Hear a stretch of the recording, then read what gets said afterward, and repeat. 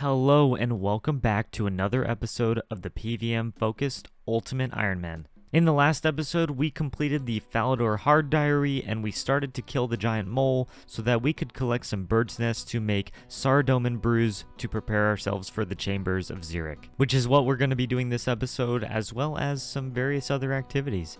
As always, thank you so much for watching. I really appreciate it and I hope you enjoy. Okay, so I think this is kind of what a full setup would look like. I think 5 brews is probably more than I even need in a group raid. In solos, 5 is probably a good amount to take, but you could probably get away with 4 if you're at groups. And yeah, this is a decent setup, I think. So we just completed our 7th raid, so we are already up to 7 KC, and we finally saw our first drop. We got an arcane prayer scroll, which is pretty cool. Yeah, not in my name, but that's totally fine. That's really awesome to see. Our first purple. I don't normally try and complete elite clues, but I guess I'll just try them every now and then if the first step is completable. Well, I technically could do this, but I'd have to go buy a dragon scimitar, and we're not going to do that because I just cannot be bothered to do elite clues.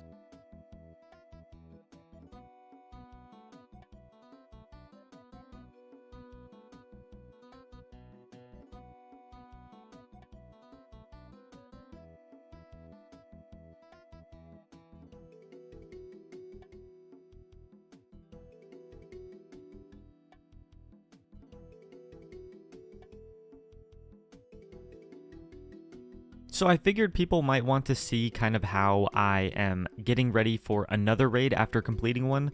So typically I'll just teleport to my house and go to Ferrix Enclave.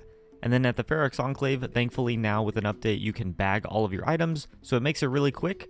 And then I can teleport back to my house and get back to the bank chest where I can start to unnote some of my potions, which is really the most tedious part because they're 1 doses, but if you wanted to speed that part up, you could always make them 2 doses as well, and then every now and then you'd have to drop a dose, depending on what kind of supplies you have left at the end of your previous raid.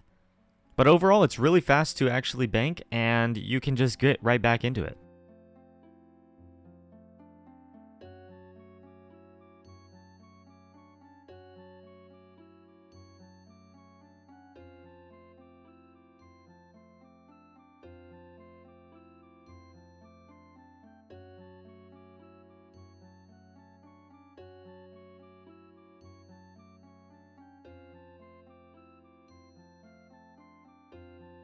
This was one of my first duo raids ever, and someone was kindly teaching me some of the different methods that you need for duos and being able to mage skip and things like that, where to position. And we got this raid completed, and as you can see in my inventory, I have almost 0 supplies left, which is kind of crazy, but we did do it without dying, which is really nice. I only am getting about 19 to 20k points in most of these raids because, I don't know, my DPS feels a little lacking, but I can't complain too much. It's a lot of fun, and duos are pretty interesting. I am liking them a lot. Here is me trying to do a solo raid, one of the first ones on this account, and I am using a rune crossbow at Skeletal Mystics, and I didn't think this was going to be a problem. I thought that the rune crossbow was going to be relatively okay. I know that it's definitely one of the weakest options, but I figured, you know, with my limited inventory, it was going to be the best option, and boy was I wrong. Killing Skeletal Mystics with a rune crossbow is extremely painful, and I highly recommend no one ever does this. And I absolutely ruined this solo raid and have to give up because it was just not really doable, and I was making way too many mistakes to get this done, and I figured there was going to be no point in completing it because my points was going to basically end up near 0.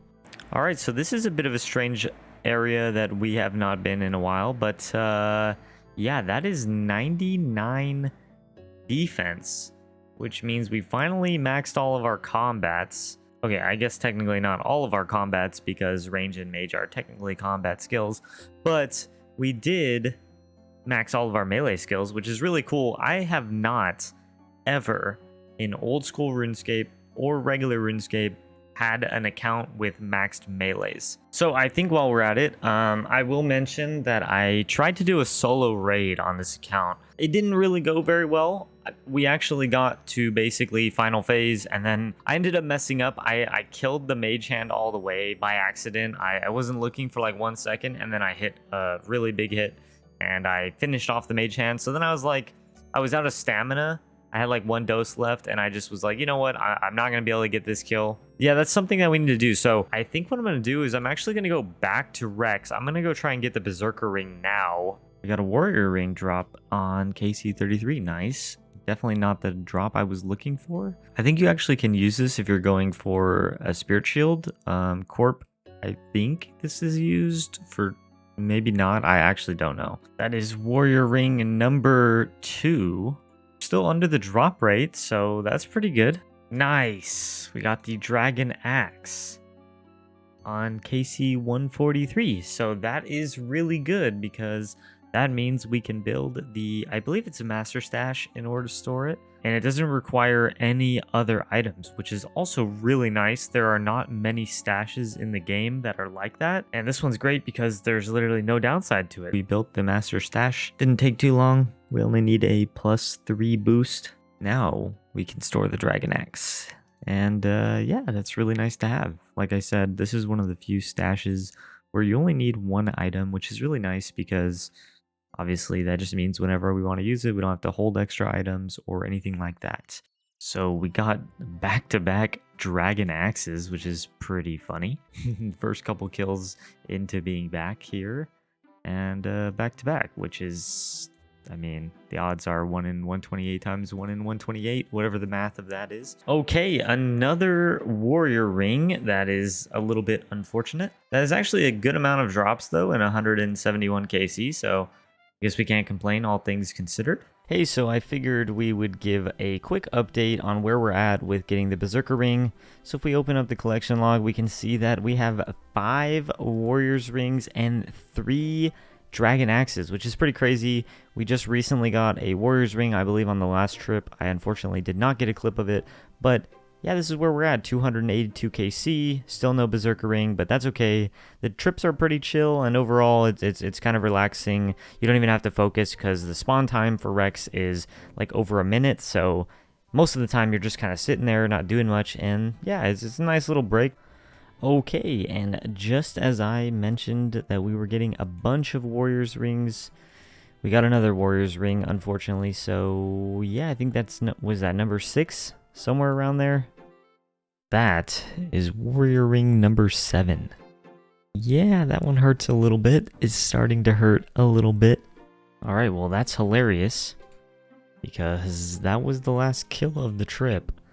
41 charges left, and we end up getting the Berserker ring, 351 KC. We will actually check the log in just a second. Alright, so if we look at the log, we go to collection log, and then we go to Dagonoth Kings. You can see this is our first Berserker ring in 351 KC. Also not shown on here, but I did get 4 Ring of Lives, which I believe are also on a 1 in 128 drop rate. Alright, so there is one major thing that we need to do before we actually decide to go into Zulrah, and that is we do need to get 82 Herblore. Getting to 82 Herblore means that we can upgrade the pool to the final form, which is going to make a decent bit of difference while doing something like Zulrah, where we're constantly going back to our house.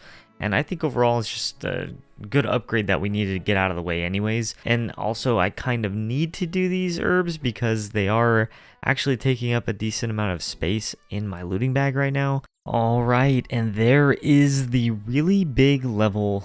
For me, this is one of the final ones that I care about, because with this I can +5 boost with the spicy stew to get to 87, and with that I can make anti-venoms, and because of that I can make the upgraded pool in the house. And I already have the construction level. I've had the construction level for a very long time now, but obviously this is like one of the steepest requirements for making the ornate pool, and we finally have the level to do so. Okay, so we're already filling up the space quite a lot. That's okay though. We have not too many more items to get, so hopefully things work out. So while I am collecting spices, I figured I would mention that I do need to also get a +5 boost with the construction skill as well, because it is 90 construction in order to build the ornate pool, and since I have 82, that will require me to use the crystal saw and then also a +5 boost. So we're gonna need the +5 boost to make plenty of anti-venoms, and then we're also going to need to +5 boost construction to make the actual portal. Alright, well, we got fairly lucky with our first +5 boost, and we were actually able to make the anti-venoms. I didn't record the clip because I was kind of freaking out. I didn't think I was going to get it on like the first try. So yeah, we have 10 anti-venoms now, but this means we need to get the +5 boost for the construction, which is going to be a real pain now. So it looks like there's a bit of an issue. Obviously our inventory is completely full, so we're gonna go store 4 items, any of these 4, just to give ourselves a little bit more space, and then we're gonna try and do it, and then we will just re-suicide and get set up again, and it'll be a lot cleaner. I could do that before I start doing this too, which would also be much better. I guess we'll do that first because we are going to have to do it anyways, so it doesn't really matter.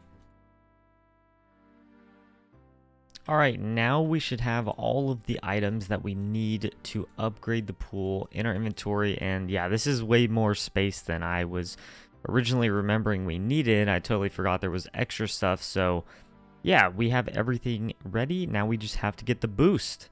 I really didn't expect to complete that fast, because that was the second stew and we got the boost already. So this is it. This is the ornate pool of rejuvenation. So for those that don't know, the ornate pool will actually basically restore everything, including HP, and that's a big one. I think it also cures poison and venom and basically everything. It will just basically reset your character to be full HP and all stats good. And yeah, it's really nice because oftentimes when you're doing bossing and things like that, you're teleporting to your house, and this is a great way to restore your health. There are a lot of methods where you can use this to help you do bosses, and yeah, overall it's just a great upgrade to have. It's huge on the account, on really any account, even regular non-Ironman accounts. This is massive, so if you guys don't have one, you definitely should get one.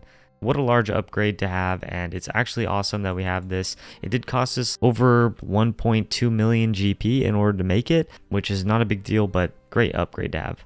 Alright, this is just a friendly reminder that if you're doing Zulrah, don't look away for too long, because you will get stacked multiple times by the ranged attacks on the mage phase when you look away, because that is just the law of RuneScape. Alright, figured I would give a quick update. Let's just take a look at the collection log, go down to Zulrah, and we have hit the 500 KC mark, and this is currently what we've got, which is honestly, I guess, more impressive than I thought. To be honest, it doesn't really feel like I've received a lot of drops from Zulrah, just because we got the mutagen really early on and I had to drop it immediately. We recently got the Jar of Swamp, which I actually don't remember what KC that was at, but we put that in the house. And in terms of actual drops that we can use, of the 3 main ones, we got the blowpipe. We're still continuing on with doing some Zulrah, but I am just taking a break to mention that I did make the mounted cape rack thing, whatever it's called, but basically I mounted my strength cape here, and there really isn't much of a benefit of this, but I just figured I'd mention it because I guess we'll be using it in the future as well. But it's nice because I can now leave my jewelry box on the Ferox Enclave, and then I can have this as a left click option to teleport me directly to the Warriors Guild, and then I can buy my food from here.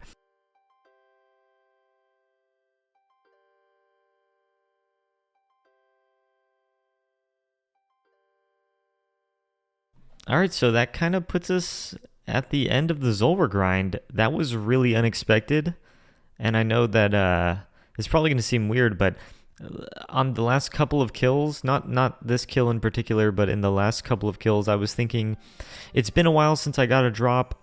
The last drop I got was the blowpipe, and I don't remember what KC it was, but it was definitely below 400. It was probably like somewhere in the mid to high 300s. And I was thinking, you know, it's been a while. I kind of want to move on from Zulrah for a while. Originally, my goal was going to be going straight until the Magic Fang, but I was thinking it could be a while, and to be honest, I don't know if I want to commit that much time to doing Zulrah. It's odd because then my goals shifted. I was thinking, maybe it'd be better if I do 1,000 KC. Like, I'll do up to 1,000, and if I don't get it by then I'll take a break, because that's a good number to stop at. And then I was thinking, well, actually, you know, that might be a while, and I'm not really playing the game super actively at the moment. So I was actually thinking, what if I just actually do Zulrah until I get one more unique drop? Even if it's an Onyx, at least I got another unique. And so that was kind of my goal, actually. In the last couple of kills, I had finally decided on that, and I was going to be recording a clip when I finish these anti-venoms up, because this is the last 2 anti-venoms plus the 3 dose in my inventory before I was going to have to make more for my antidote pluses. So I was holding off on making a clip talking about those thoughts, and then literally I got the Magic Fang, and I was just sitting there thinking, wait a second, this is like really weird timing. The Magic Fang is going to be a huge upgrade for the Chambers of Xeric, which is what we're going to be doing next, because now, you know, as far as I can tell, we are basically 100% geared for Chambers.